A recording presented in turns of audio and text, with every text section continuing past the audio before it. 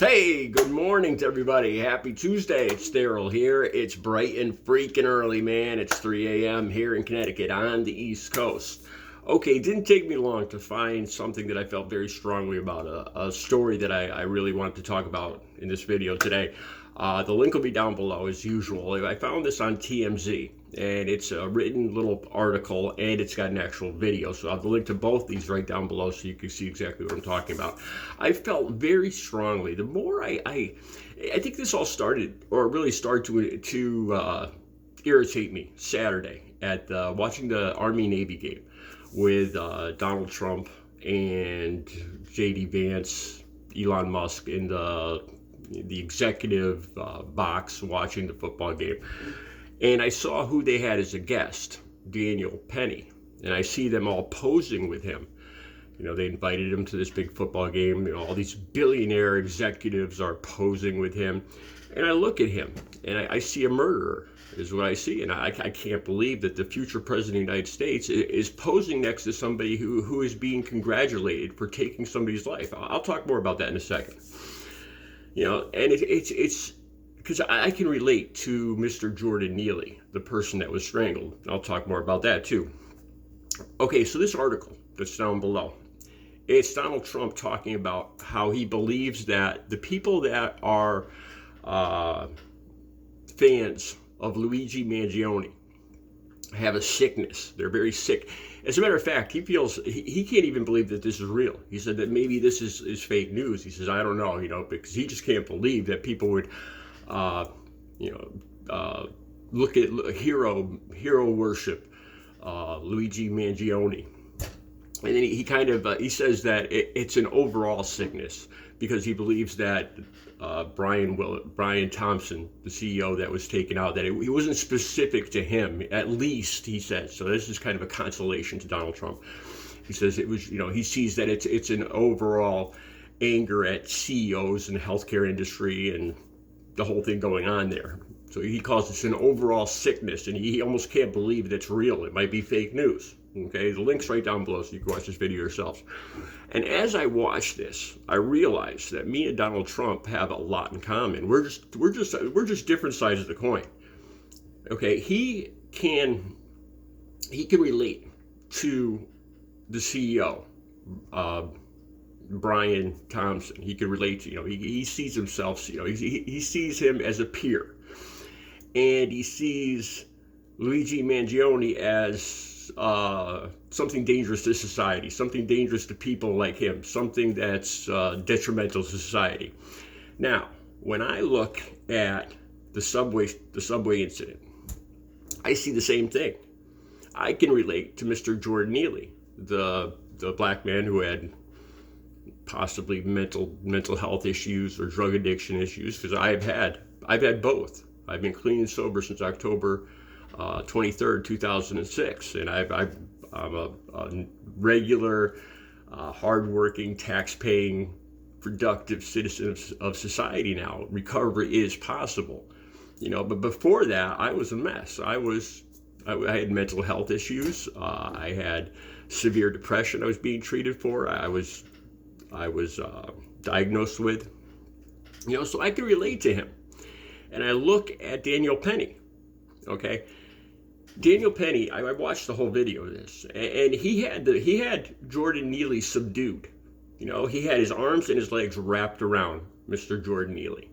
He could have just subdued the man until the train stopped and cops got on. There was no need. And being an ex-Marine, he knows damn well that stranglehold will result in somebody's death. That leaving that on in a tight grip. I've used this stranglehold myself. It will result in something. He knows that. He knew that. And he purposely kept it on. Instead of subduing Mr. Neely, he took his life. That was a conscious decision on his part. He was acting as judge, jury, and executioner right there. That Mr. Jordan Neely deserved the death penalty for being loud and scary on a train. Mr. Jordan Neely didn't touch a single person on that train. He was just loud and scary to people. In his world, he experiencing mental health difficulties and drug addiction and probably self-treated, self-medicating with drugs. You know, I'm sure Mr. Neely saw the world in a whole different, you know, he saw the people on the train as scary and dangerous, and that's probably why he was acting out like that. You know, so I see Donald Trump. You know, he likens himself to the CEO, just like I liken myself to Mr. Jordan Neely, the person that was strangled. You know, and we're both hypocrites. If we don't both condemn, if Mr. Trump, like people like Trump and me, if we don't both condemn both people for being murderers, or look at both people as heroes, then we're being hypocritical. We really are. You know, because it's just different sides of the coin. I have a lot in common with LUIGI Mangione. I've done 2 videos talking about this, and I didn't even realize it. This was before Mr. Mangione was captured and arrested. I've talked about the back problems I have. I'm paralyzed on one side from the waist down in the back. I cannot feel after 2 back surgeries. The healthcare industry screwed me over, workman's comp and all that. And I can understand that. And then not only that, I don't have a whole lot of pity for the CEO, Brian Thompson, and his family. I lost my father when I was 9 years old to terminal brain cancer. And even at that age, I remember hearing, you know, my mom and my family and the doctors whispering that my father was running out of healthcare options, you know, and I saw him dying in that hospital bed. I was 9 years old. And then we didn't only just lose him, he died within a few months. You know, we only got a couple $1,000s. You know, I managed to pay for a technical school later on with that couple $1,000s. We lost the house because the house we lived in came along with my father's job. He was a park ranger for a state park. So we didn't just lose my father, we lost our place to live. Me, my 3-year-old sister, and my mom was probably about 31 years old at the time. I was 9.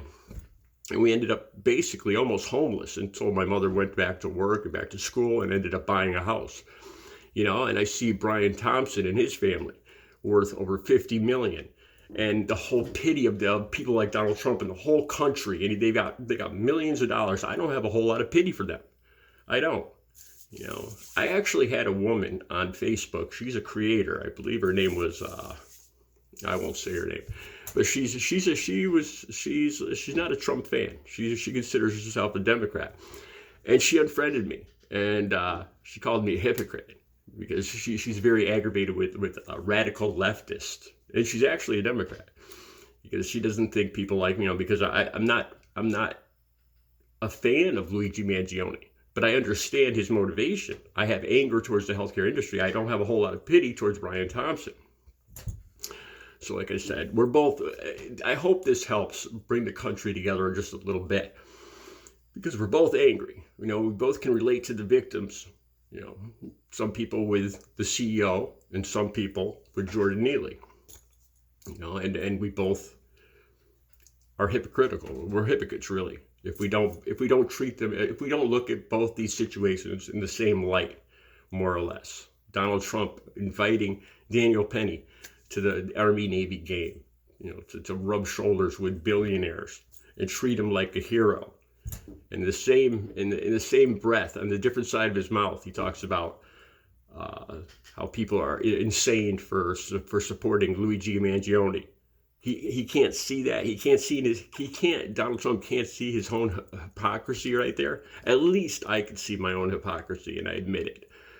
That's one thing.